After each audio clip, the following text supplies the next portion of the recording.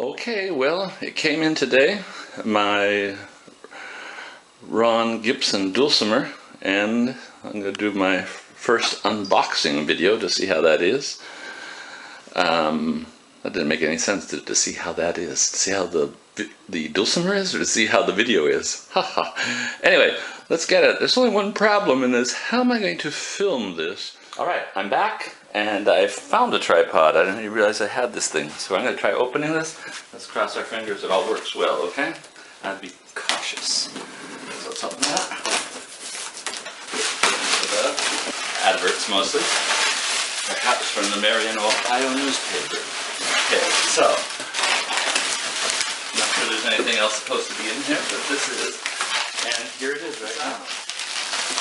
Take a look.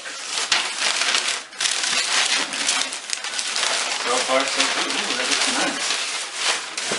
Alright. Got Grover tuners, chrome as I requested.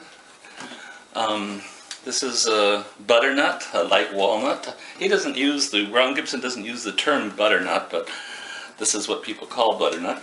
It's got abalone fret markers at the 3, 5, 7, 10, and 12. 12 by request. Alright, I'm going to do a little close-up action so you can take a look at this. But this is really nice. It's a little bit thicker than usual. I think it's a 2.5 inch thickness. Beautiful wood. Nice finish, a sort of satin finish. A nice scroll type head with lots of space inside to work with.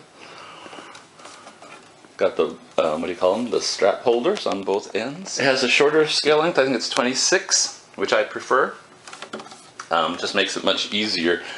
28s, like McSpadden's, even though I have big hands, everyone says, oh, you should play piano because your hands are so big. I find it rather cumbersome and unnatural to use. I find the 26 is very natural.